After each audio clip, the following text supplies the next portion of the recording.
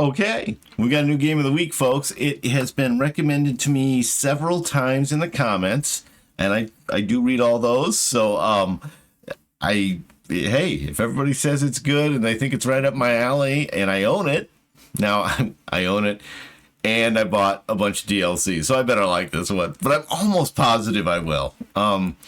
So I say I'm almost positive I will. I don't really know what to expect. Like, I don't know how much, like, I'm picturing something kind of like a Total War style game.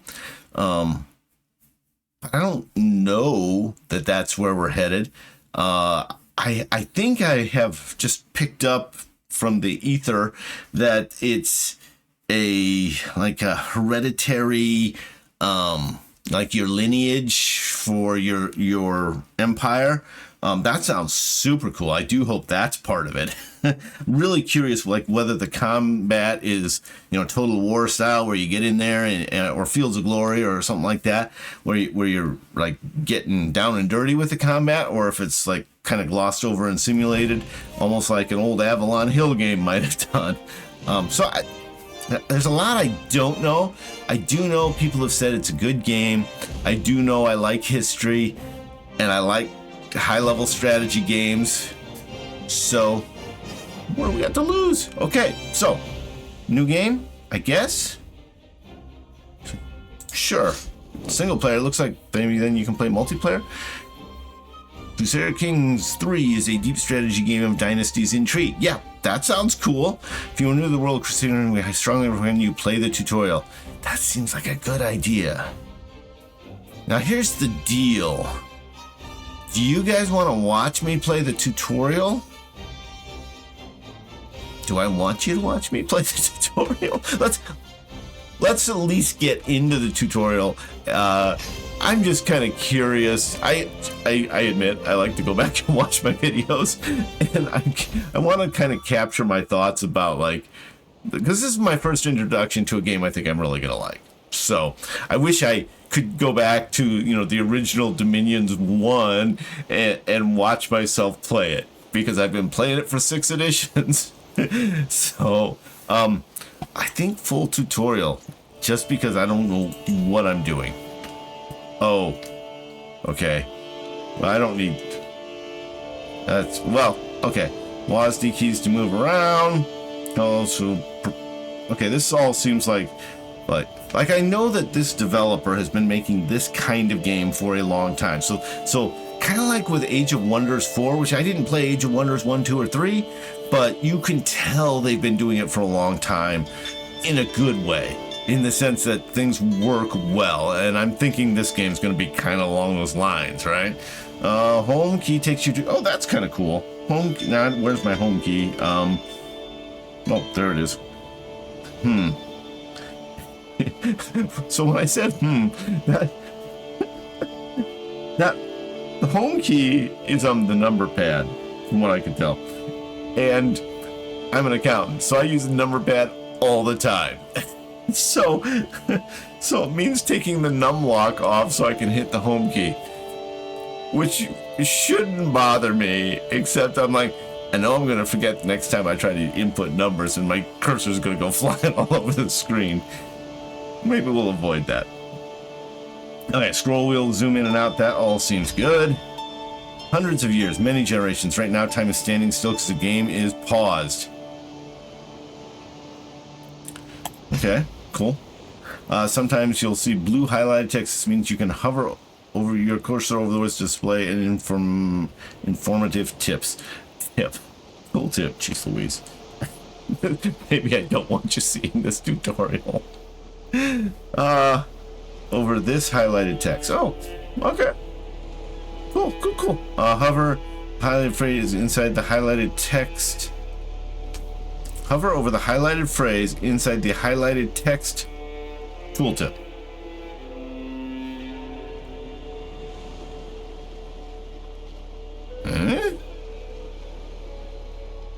Oh. That's kind of tricky to get it to not disappear. Anyway. Ooh. Petty King. That describes my position in the world. I have a kingdom of probably about half an acre. All right, now let's talk about the game. Everything takes place on the map before you. The world consists of large and small territories, Dominion style, which is a good thing. Landed titles held by various rulers. Well, actually, I'm listening to a book about the 30 Years' War right now. So, like, this is, I don't know what the time frame for this, it probably tells me. There, 1066. Okay, we're significantly before the 30 Years' War.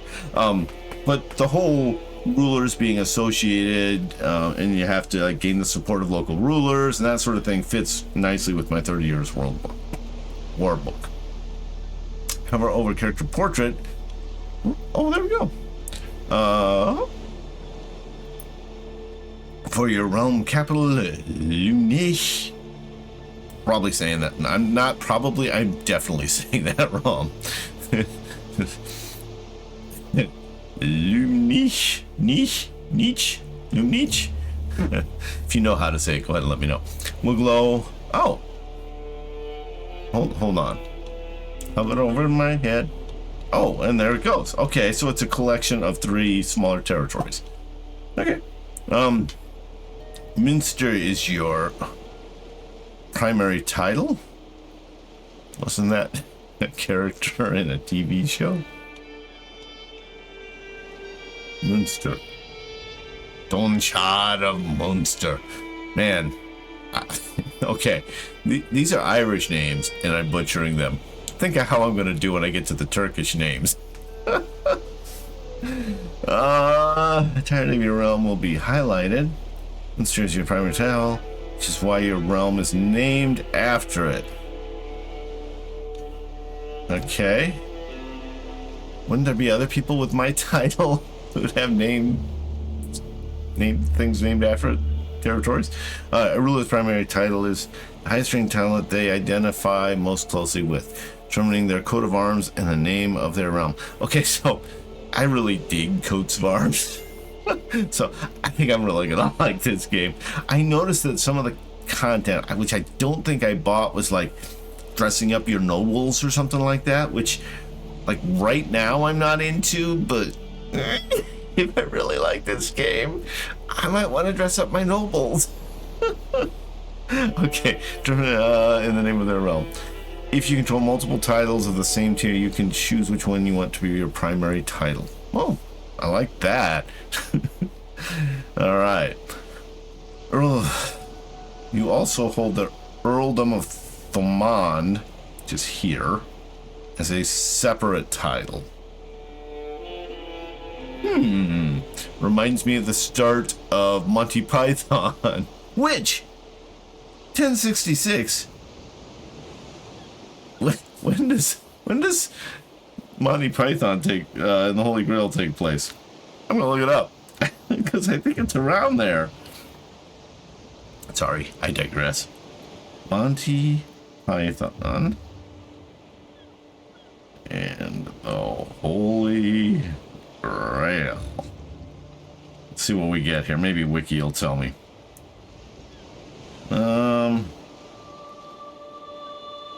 Either I could just start watching it on YouTube because it always tells you at the start. What I should have done said what year was it based on. Oh, in 932. Wow, my memory was off. I mean, only 134 years, but still. I did not remember it being 3 digits. I remembered it being 4 digits, which means it's time for me to go watch that. I probably watched that like 40 times in my youth. All right, if you have your... Okay, this we've all got. Okay. Okay, so this is taking forever. And I'm telling more stories about life in the 70s than I am advancing the game, which is more interesting to me than to you, most likely. If I'm wrong, drop it in the comments and we'll get some more stories from the late 70s and early 80s. I think I'm kind of assuming like people who are watching this have probably played this before and are not like, "Ooh, tell me about the game. I've never played it before." So I think I'm going to get through the tutorial and then pick things up again. So here's the deal. I'm going to act like I'm ending it right now, but I'm going to let it keep running just in case it gets interesting. So here we go. End of the video. Like, comment, subscribe. They all help the channel, and they're all free, and are all much appreciated. So, hey, have a great day, great life, play great games, and have fun. We'll see you later. Okay, now we're still going. All right, as a ruler, you can only hold so much land on your own. Often other rulers, yes, just like in the 30 Years' War, more or less. Okay, so I haven't really been reading this lighter text. Apparently, I should read all of the text. This is why I need really in-your-face tutorials, and desperately need them. To find your own land or domain, press the home key. Okay, well, undo the numlock. So if I go somewhere and I hit home, oh, did I? Okay. The button says home, just for the record.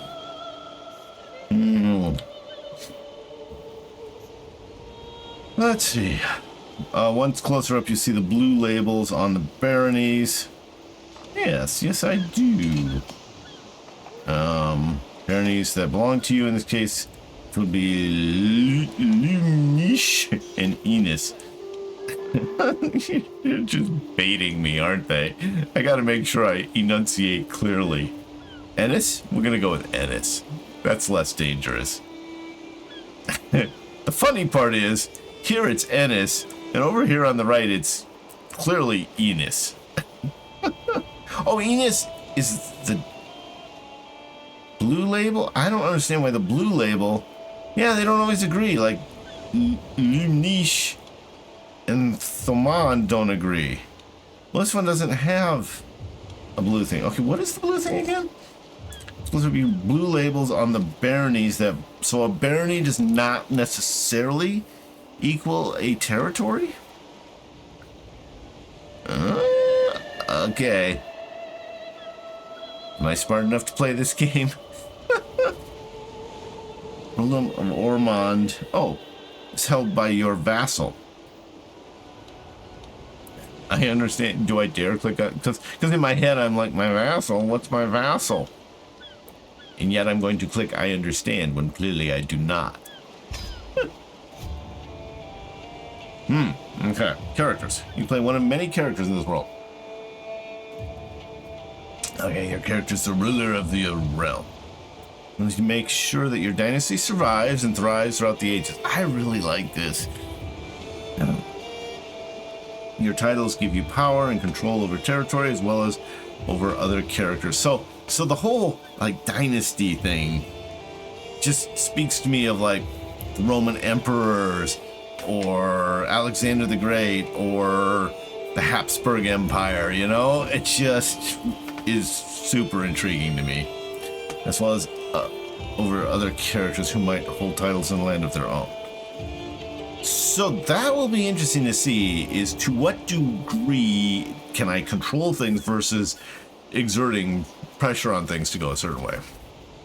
Yeah, like you see that in like historical war games, like Civil War battle, you know, like can you move everybody just like you want to? Or is there a bit of like, you send an order, but sometimes it gets there and sometimes it doesn't? All right, next. Oh, to continue, click on your character. Boom, done. Characters have skills, cool, indicating their proficiency within a certain field. Some are great talkers, while others prefer to make their intent clear on the battlefield. Well, diplomacy, martial, stewardship, intrigue, and learning. He's a big dummy. Okay, Merchad McDonchad. Oh, what a name. Merchad McDonchad. Keep going. Okay. Scheming and finding secrets, managing your personal lands, raising and commanding armies, improving your others' opinions. So I'm really curious, like if I can control, like, I marry this guy to this princess, and that princess is really good at diplomacy, for example, then is their offspring more likely to be good at diplomacy? Characters also have traits, which can affect skills as well as how they react. I do think I'm going to like this. To the folks that suggested this, thank you. As well as how they react to things. These are illustrated by icons in the character view. Some traits tell you about a character's personality, like fickle, calm, or generous. Other traits are specific to how a character has lived their life, such as an education trait or commander traits. Okay, side note again, but I'm really curious how much this tracks with actual history or kind of goes its own way, alternate history style, as we go along. In other words, I gave the example of Turkey before. Is Turkey going to do the same things it did in real life until I encounter it? Or could things go a radically different direction and I get over there, you know, at some later point and it doesn't look like anything like my historical expectations would prepare me for? All right, temperate.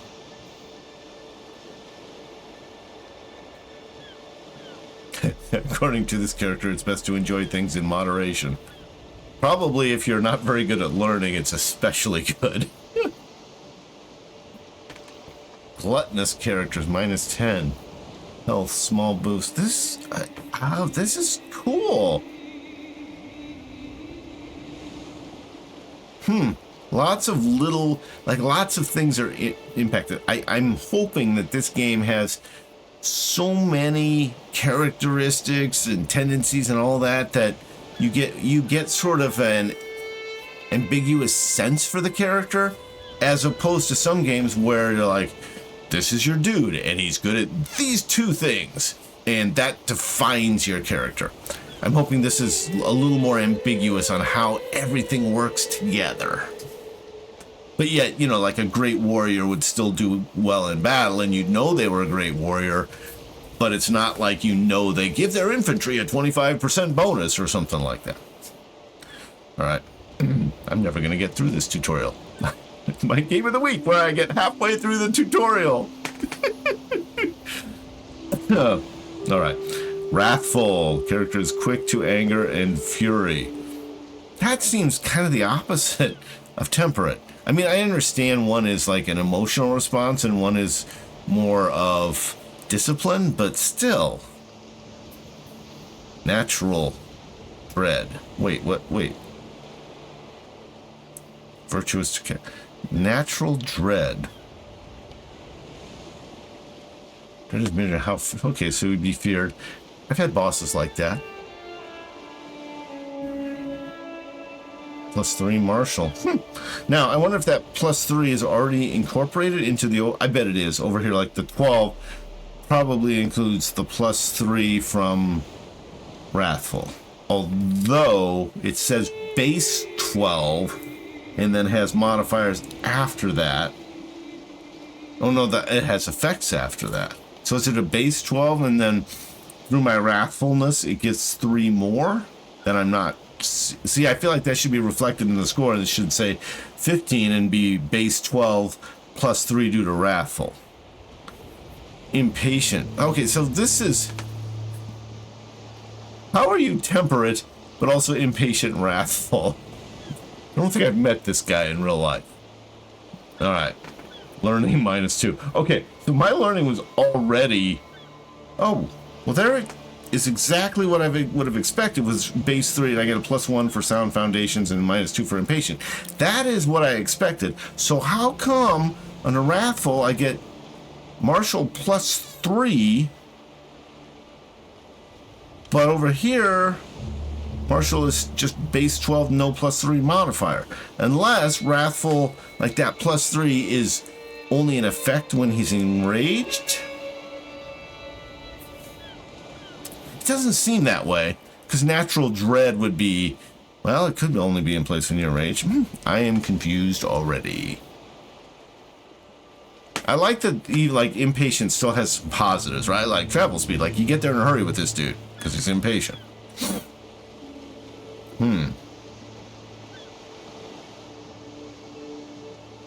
When a character chooses to behave contrary to their personality traits, it can cause them stress. Interesting.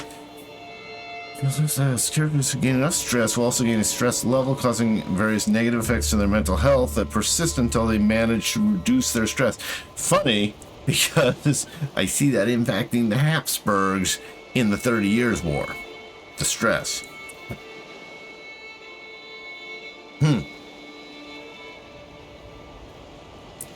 Straightforward way to relieve stress is to partake in activities such as a hunt. Yeah, go kill things. Alright, moving on. Probably shouldn't say that on, I don't know. Anyway, moving on. I haven't run afoul with YouTube yet, and I'd like to keep it that way. Traits can also impact how other characters react to you. Some people are impressed by the brave trait, while a lustful character is more likely to feature in salacious gossip. Traits influencing morality and greed, which can affect both their friendly and hostile reactions.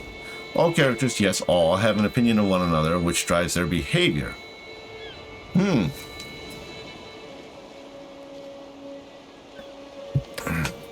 High opinion can make you inclined to join your schemes. I have schemes. Scheme is a long-term attempt to affect the world around you. Schemes can target characters, title. See, that's what I was wondering. Like, do I use a scheme to influence a vassal to attack somebody, or do I just say, this army attacks this guy? I hope it's the first. Like, I really hope that this is all about politics in the court and intrigue. Now, I will be fine if it's not, because I enjoy that kind of game as well, but I have not played a game where it's all about politics and intrigue around the court. And that'd be kind of cool, and make me more likely to buy the outfits with DLC. Okay. Cool. Wonder how many tutorials there are. Like, where am I in the tutorial path? Because I feel like I'm talking a lot, but not advancing much. You need gold. Among other things, gold builds buildings, armies, and bribes. Gold is collected passively from both your holdings and your vassals' attacks. Larger vassals and more important holdings tend to give more tax. However, money can't buy you everything. Certain things can only be achieved by spending the right amount of prestige, or for religious matters, piety. Yeah, I would imagine piety is going to play a big role in this. It is called Crusader Kings. Did I just figure out that connection? 1066. Wow. Okay.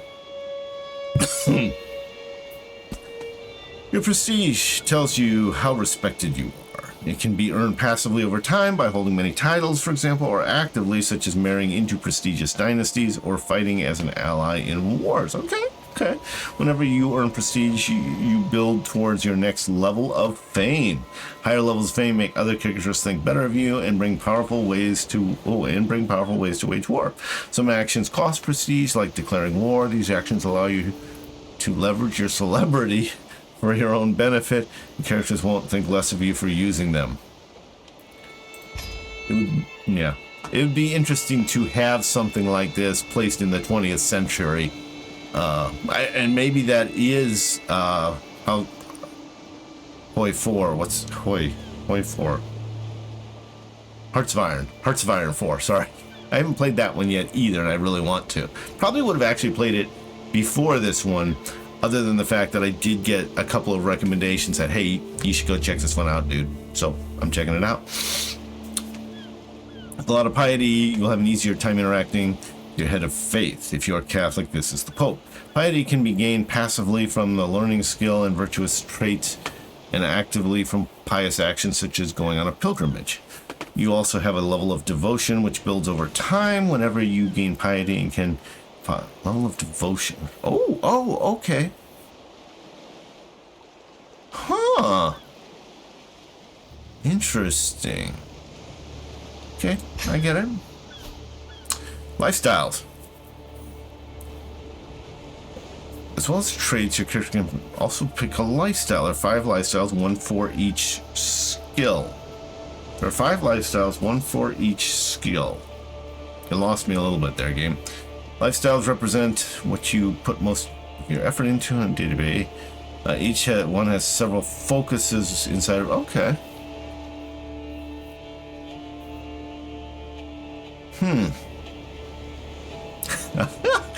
I like the EG in there. Having the temptation focus will boost fertility, increase the chances of seduction-themed events appearing. What's your character class? Seducer. Every high school boy's dream. Not at all my reality. Okay. Click on the lifestyle button. Okay. Cool. Click on any lifestyle to see its focuses. Oh, okay. Ooh, interesting. As time goes by, your character will earn lifestyle experience. I wonder how many, like, am I just running one character at a time, and then when they are killed or die or whatever, then I move to another character in my dynasty? Like whoever would take over for me? Okay. As time goes on, you will earn lifestyle experience for maintaining a particular lifestyle. When you acquire enough lifestyle experience, you can select one of that lifestyle's perks from any of its trees. Perks represent you practicing and developing yourself over time and offer unique bonuses like special traits or unlock lifestyle specific mechanics and content. Yeah, this is a lot like real life. Like as an old dude, like I've definitely had like different lifestyle focuses, you know, like I was into triathlons and adventure racing for a while, and that was a lifestyle focus. And I was in bands for a while, or I guess I still am, you know, and that was a focus. So this is like I started my YouTube focus, you know, 9 months ago, and that's gonna have certain, and you know, whatever I get here, certain perks, like people telling me what games are good. Perks represent you practice. Okay. I think I get. Oh, choose a focus. Oh, I've got to choose a focus. Well, okay, now I'm not sure. Oh. Am I a warrior? I would normally be more of a stewardship dude, but this guy does not lend himself to stewardship. He's more of a diplomacy guy. Let's go diplomacy. I will be. Ooh, regality flows from ritual to. Oh, I kind of like majesty focus. Okay, I'm gonna go with majesty focus. I don't think it matters a lot because I'm sure I will start this game and then want to restart with a completely blank slate and not just the tutorial. You know what I mean? Okay.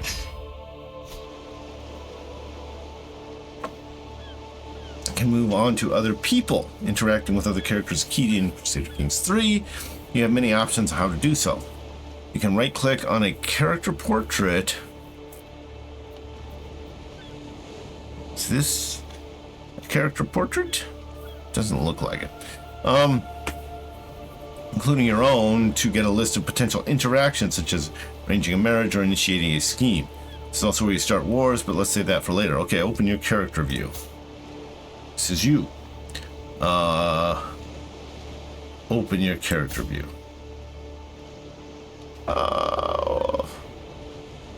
So am I Brian McMurchant Brian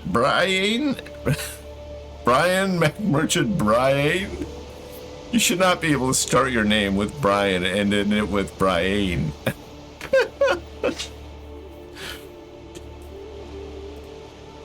I wish I were really smart instead of really stupid with a name like Brian.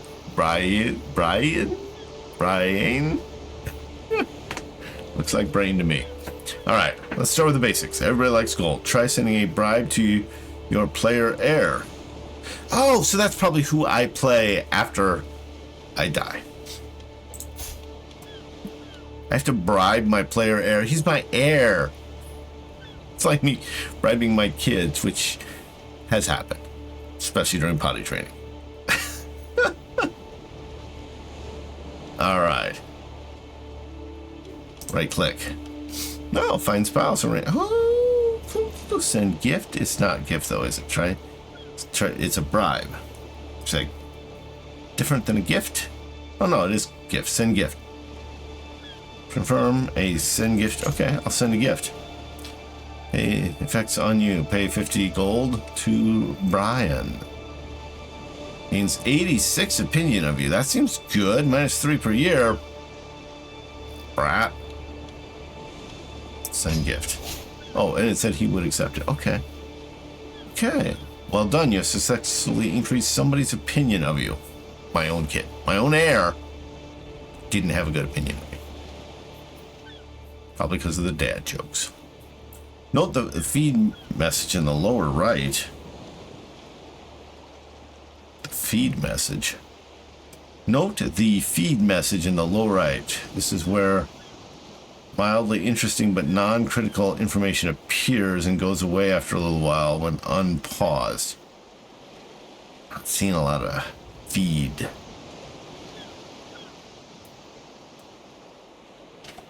Do I have to right-click on them again? No. Certain opinion modifiers last forever, like family bonds, while others wane over time, like fading memory of receiving a monetary gift.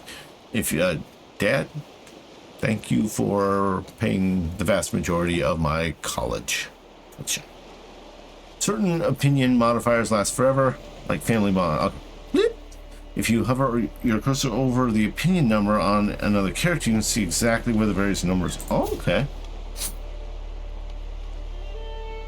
The opinion.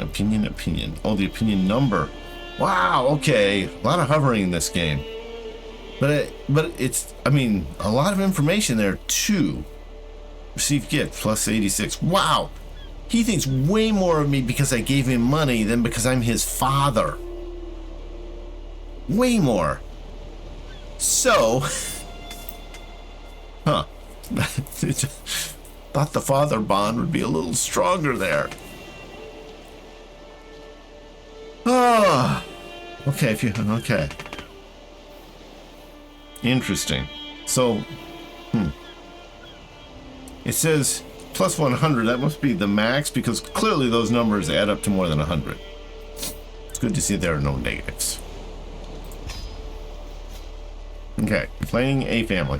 Next, let's talk about your dynasty. This game goes on unless your character meets with an untimely accident, like someone gives my son money, which means more to him than me being his father, then he kills me. An untimely accident or terrible disease, they will grow old and eventually die. The story doesn't end there. It's only game over if you do not have an heir of your own dynasty. It's a really cool concept. As long as your titles have heirs of your, as long as your titles have heirs of your dynasty. I think I better figure out what that means. Certificate of land ownership. Titles have heirs. If you're not, your legacy will live on. Okay. When your current character dies, you're simply playing a new one, the player heir. Okay. Then the type of succession. Oh, I get to define my succession. Okay. This is likely to be one of your children, perhaps one that you have groomed to rule or bribed ridiculously. Your dynasty has its own coat of arms, which is currently highlighted. Yes, it is. Brian.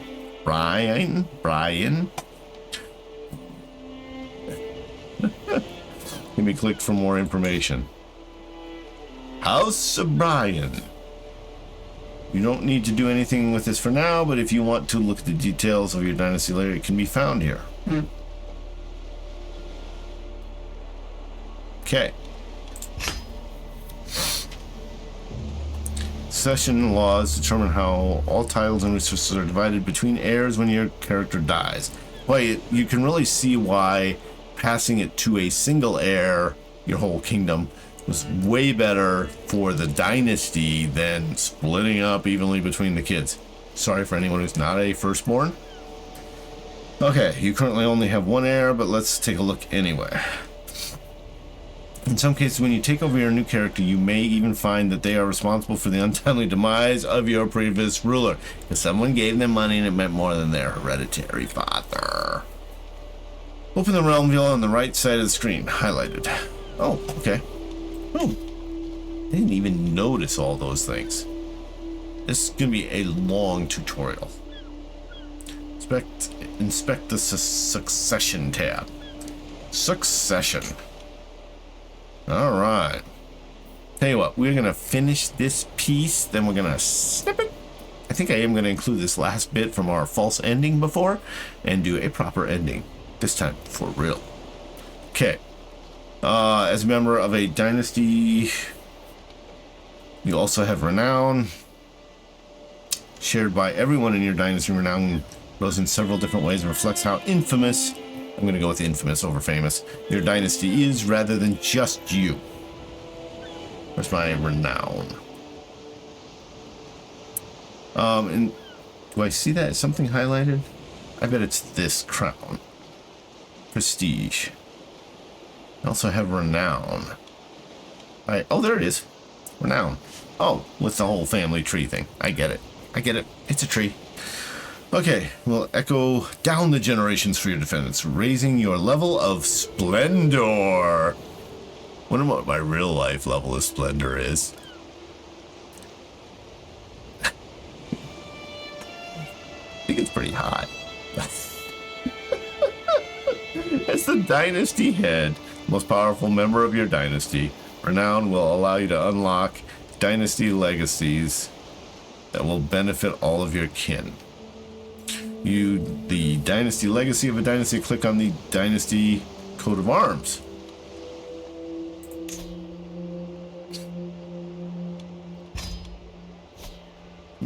Okay. Now we're starting a new one, which is marriage. So, I think I'm gonna snip this one, because otherwise it's gonna get really long, especially with all my little swirly detours. All right, so like, comment, subscribe.